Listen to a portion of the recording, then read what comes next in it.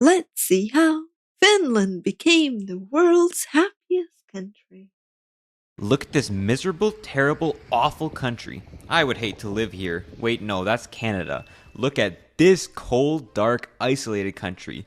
I would also hate to live here. Oh, wait, this is apparently the happiest country on Earth, Finland. This is the happiest? Can you imagine how miserable the rest of the world must be? And they're the happiest by a pretty wide margin. Here's the rest of the list, and then bam! Finland jumps way ahead of Denmark to first place. So what can we learn? So, wait. I want to go back. Finland is the happiest. And then we have... I don't even see my country, man. Damn, Spain and Italy are not doing very well, are they? How miserable the rest of the world must be. I don't even think we're on the list. Like, I don't even see my country on the list, man. By a pretty wide margin. Must mean we're pretty Here's miserable. The rest of the list, and then bam! Finland jumps way ahead of Denmark to first place. So what can we learn from Finland for us non-Finns to be happy too? Let's look for some clues so we can stop crying and maybe cheer up for once. Are they happy from their climate? Now you might be thinking, what are you talking about? Of course it's not their climate. This country is full of blizzards, rain, permanent nighttime, at least long winter nights in the south, and mosquitoes. So many mosquitoes. Oh, mosquito. What do you mean? Probably yes. The climate has to do with it. If you're busy complaining about the cold, you can't complain about anything else, right? But out of the top 10 happiest countries on Earth, pretty much all of them are cold. The happiest hot country is Australia, and it's all the way down at 11th. Maybe there's something to a cold breeze to make someone happy. But our theory is not always true. Hot Costa Rica is happier than lukewarm Britain, and boiling Saudi Arabia. I mean, Britain's like the worst example to give out of that. Like, honestly, UK is the worst example to give because you know that weather when it's kind of like, it's not cold, but it's not warm, and it's just like cloudy and gray and everything just looks bleak? That's the UK. That's the UK weather. It's just mostly cloudy and kind of like, eh. While, like, you know, in the cold, you still have that pristine, pure snow to look at.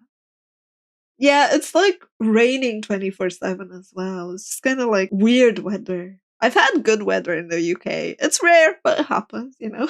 Having lived there for, I don't know, I think in total like 9 months. I think. Oh. It has its nice weather too. But mostly it's a lot of gray. Gray doesn't necessarily make it very nice. Arabia is happier than hot Italy. So even though the weather might not influence happiness that much, the environment might. Finland is a wooded country. It's got a lot of bush. A whole 2/3 of the country is forest. That might have been relevant in the 1800s, but it's the 2000s now. Most people don't live in the woods. They live in cities. At least 85% of Finns do. But hold up, look at these pictures of their cities. Why are there trees? Why is there water? Cities are supposed to... Why are there trees? Is he from the US or something? Like, it's normal to have trees and parks and water. Like, eh? To look like this. Road, stores, skyscrapers, road, more road, smog, road. It's not supposed to have nature, but the average Finnish city uses 30 to 40% of its space for what it calls green space, including Helsinki's 52 nature reserves, Tampere's green shorelines, and Jyväskylä's green ring. Finnish residents even say that their #1 priority for their cities is transportation, like literally everyone else on Earth. But their #2 priority is proximity to nature. It also helps that Finnish cities are some of the least densely populated in Europe, and none have a population over 1 million. So nature is always near to them. That's interesting, underpopulation. But like, that's a thing even here, right? Like, big cities, capital, like I live in the capital, so like it's normal to have trees. We had our trees removed from the sidewalk and we literally complained till we got them back. And now we have our trees back. It's like, you don't take our trees, you don't take the grass. Now they put even more grass. It's like actually nicer and greener. And we have so many parks and lakes and everything. It's like, yeah. Nice. That seems like a good way to be happy. Could it be their culture? At over 90% Finnish, 60% Lutheran, and small percent Sami in the north, Finland is quite homogeneous. They have a culture of education and innovation, with most people having a bachelor's degree and having a 100% literacy rate. Not a single person can't read. I don't know how much I believe that, considering their language looks like... They also have an egalitarian... Those claims that every person can read is kind of like, I wonder how they do that. Do they really even track down every single person out there? Oh. culture that shows up particularly well in its work. You know, flat organization, autonomous decision making, strong work benefits, and the average work week only being 35 hours long. Just don't show up late. They'll beat the out of you if you do. Oh man. Honestly, all the Finns that I've met, they're not super big on punctuality. However, Dubliners, my god, don't be late with them. Don't be late with them. People from Dublin are like crazy punctual. All the ones that I've met, at least. Oh. Showing up late would probably break their trust, and Finns have built their society very trusting. Maybe the cold and 6 centuries of foreign rule forced the Finns to rely on their neighbor, can't do much alone when outside looks like this, and can't go alone when your Swedish ruler drags you into another war. Or maybe they're just trusting because of the low crime rates and economic security the Finns have. So could it be security that makes the Finns so happy? Usually worrying about fighting a war or having your house robbed when you're gone or stepping outside and getting immediately shot is not great for your mental health. And Finland is a very safe and I feel secure like this is country. made Having from the their crime rate US since the 90s, perspective. having a 0.2% poverty rate, 100% electricity access, and a very long life expectancy. Their biggest crime contributing to that tiny rate? It was traffic offenses. Demographically, they're also fairly secure at 5.5 million people, expected to fall to around 5 million by 2100. That's not too big a drop, not like some of the drops in population other European nations are expected to face. It'll be hard on the economy, but relatively small to make a relatively happy time. Geopolitically, too, they're in a secure region. They're tucked safely inside the European Union for a free market, coddled by NATO for free defense, and all their neighbors are rich and stable. Sweden, Norway, Denmark, Germany, maybe Estonia, and... oh, right, Russia, too. Dealing with the Russians has always been high on the... Everyone's rich around them. To be fair, that's one thing that they do have. They do have the advantage of the fact that they have a good economic system put in place and like good salaries and everything for people, as well as good education. The Finnish concerns list. They've always had to balance between the West and Russia. After all, Russia would love a port in Helsinki, and the Finns are tiny compared to the Russians. They would get annihilated by them, right? Well, Exhibit 1, no. And Exhibit 2, also no. The Russians probably wouldn't annihilate the Finns, but they've shown they might still try. So in 2022, Finland applied to join NATO just for that extra layer of security. And there's another aspect of security, economic security. Does money the really economic solve happiness? security is well, really I have two good things for to them. say. One, Finland wasn't always rich. They used to be a backwater, a sludge water, a stick in the mud nobody cared about for most of history. And two, yes, money does make you happy, so... Can I just press X to doubt on that? I'm like, I don't know, man. I think they've been doing pretty well throughout history. This video is sponsored by Surfshark. Just kidding. So back to the real economy. For most of history, Finland was poor. I'm talking trenches poor. In a time when the standard of living was pretty much equal to how much your family could farm, this wintry landscape wasn't exactly the richest. It wasn't the freest either, being under Swedish rule until 1809 and then Russian rule until 1917 when they had that whole revolution. Although they generally had a great amount of autonomy to focus on whatever they wanted. So the law, money, banking, and integrity have been stable for centuries, developing trust. This is great news for developing the economy because the rest of it wasn't so great. In terms of natural resources, Finland pretty much only had two: water and wood. Can't easily export water, at least without exporting food through virtual water, so wood was their moneymaker for most of history. Or, I guess, pulp, paper, peat, parchment, print, you name it. In fact, the whole reason they even started to industrialize in the 1800s was to build sawmills to meet new Russian lumber demand. And by the time of the World Wars, their wood phase wasn't over. Wood products made up 4/5 of their exports, 1/3 of their industry, and 1/2 of their jobs, along with agriculture. Half The the wood trade jobs, only damn, that deepened was the balancing really act crazy between Western Europe and Russia. to learn Do we about. industrialize like these fellas and become filthy rich, or do we keep chopping trees for the Russians and become stinking rich? Well, they had no time to think about that because the Russians invaded them in 1939. The Winter War might have prevented a communist government, but it also meant they lost nearly 70,000 men, 10% of their territory, and were forced to pay reparations. Bummer. So during the Cold War, not wanting to repeat that whole mess again, the Finns officially stayed neutral, although definitely leaned more to the west than the east from this sour relationship. They stayed out of NATO, stayed out of the EEC, and stayed out of the Marshall Plan to rebuild Europe. Sure, they still sold timber to the west and slowly started the Soviet trade back up again too, getting much of their energy from them, but they invested that money back to make machines. Elevators, ships, and paper machines. They started manufacturing them and selling them to the Soviets. So from their new wealth, they decided to try to fit in with the other Scandinavians and try out the Nordic welfare model. Education for all, social care, healthcare.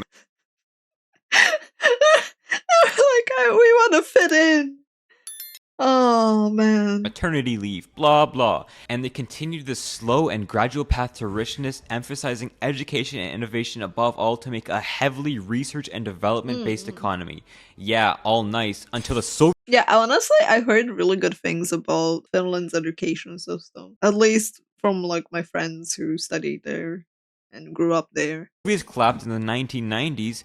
So that means their trade with them just fell dramatically, and I guess that means their currency just collapsed, which, wait, that means their banks, which were already deep in debt, just collapsed, and Finland was hit with the biggest depression it's ever had, as everyone decided now was not a good time to invest in anything. Damn. They recovered by the 2000s, but they pretty much gave up paper. It was all innovation now. You might have even heard of some Finnish tech creations. I do not know about Linux, that. the first internet browser, SMS, basically texting, Angry Birds, and Clash of Clans. All this made with a tiny population. I did not know that Angry Birds was made by someone in Finland. The more you learn. The new Finland is booming, economically secure, and on the cutting edge of technology.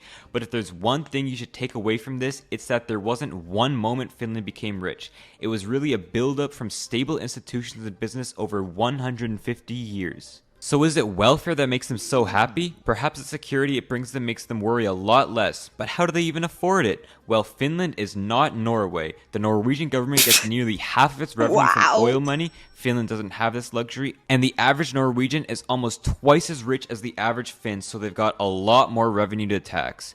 Finland has to go to those industries that were slowly built over 150 years and tax them for its revenue. Finland has one of the highest tax burdens on earth. Number 2 for personal income at almost 57%, and top 10 in sales tax at nearly 25%. But luckily for the Finns, their government also has a fairly competent accounting department. Every electoral term, the government is given pretty strict spending limits that they have to stick to. It's not every year, it's every government. This means they've usually ended up with a 2 to 3% surplus, and although they did get into some serious debt during their depression in the 90s, they ended up balancing it back out with their 2000s boom and then deficit again with 2008. But as their population ages, shrinks, and takes that tax money back through pensions, they've had to go back to this deficit spending, which is threatening their Nordic welfare way of life and could scare investment. Well, what are they getting for all this spending though? Pensions, free education, unemployment benefits, healthcare, family benefits, state-subsidized housing, government loans on housing, and of course the training needed to deliver these services. Sounds pretty nice to me. It also helps you could actually trust. It's so weird that there's such a huge emphasis on trust because, like, we have no trust in our government. Here's like trust. Actually, one of the slogans from one of the candidates is we all lie and take money from you. At least I only take money from you. And I'm like, what? What? I'm like, okay. That your government will get these services to you. In a lot of less developed nations, your tax bill will come, you'll wait for the new services you'll get, and keep waiting, and keep waiting, and keep waiting, and they never seem to come. Trusting that the government won't screw you when you give them 57% of your income is pretty important to feel secure. So it's up to you personally to decide if you would take this deal, but taking it doesn't seem to make them any sadder. Okay, that's way too much about this happy, jolly, jovial nation. Let's talk about their problems. Oh my god, that's an interesting picture to stop on. Like, we get taxed a lot. 10% goes for health, 25% goes for your pension, and we quote unquote trust that we're gonna get something out of it, but at the same time, we don't. It's like, by the time we end up retiring to benefit from that pension, it's kind of like, is that really gonna happen?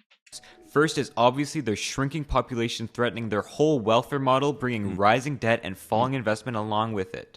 Isn't that like an issue for everyone though? The shrinking population. Second, they have a housing crisis. House prices are Isn't climbing that at a pretty everyone's scary rate. But tell me which developed nation isn't facing a housing crisis, am I right? You don't even need to be developed. We still have the issue. I wish I could afford a house. Third, the whole Russia situation isn't getting any friendlier right now, and it sucks considering Russia was a huge supplier of energy to them. When they got cut off from Russian gas, electricity prices rose almost 50% in 1 year. They've had to get some coal plants back online to meet demand, and it doesn't help that 30% of their electricity comes from wood still. Jeez, wood? Someone help Finland get out of the 1730s with their wood-burning plants. Get them some oil, uranium, at least a wind turbine. Fourth, sure, Finland is happy on the aggregate, but a lot of Finns are still sad. Finland has 1.2 times the rate of mental illness than the EU and are 66% more likely to abuse drugs and alcohol than the European counterparts. It could be from... How does that make them the happiest country? That just sounds like you're drinking your worries away. I guess happy drunks? Social exclusion, especially among lower classes, a stereotypically isolationist culture, or simply just a bigger drinking culture in Finland, especially of hard liquor. And fifth and finally, two of their main industries, paper and Nokia, Apple destroyed both of those. But they're still quite diversified and complex. So to be happy, some keys are transparency, security, money, but most importantly, alcohol. Trust. Alcohol. Trust in your government, neighbors, businesses, schools. I don't know. Trust in your dog. Trust that in 5 years from now, you'll also be in a comfortable position. And if anything happens to you, you can trust someone will help you. Trust. Trust me. It's what made Finland happy. Nice. Yeah. I'm sensing a lot of it is what it is and happy drunks culture at this point. That's what I'm sensing in that happiness. Because, like, we have the trust your neighbor, or we had it. We don't really have it anymore. We had that mentality, right, of helping each other and being friendly and neighborly and together and shit. And it was kind of like force instilled in us with communism as well as like behavior from parent and further thrown into the pot of education. We have high taxes as well, and we have our income sucks, to be fair, compared to Finland. But like, when you look at it, can we say we're happy? Can we say we trust the systems in place? I was like, no. No, not at all. But looking at different systems, like I've traveled a lot and I interviewed a lot of diplomats and a lot of people in industries for health, for education and whatnot in various countries during a program that I was a part of. Right. And what I can say is, like, while there are differences in how things are being approached and what's being done. At the end of the day, a lot of countries are still thinking the grass is greener somewhere else from the population. Well, the government, well, a lot of them are just mostly focused on how to maximize their own profits and line their pockets. But yeah, no. It's like, yeah. I think like they do a better job at lying to themselves, I guess.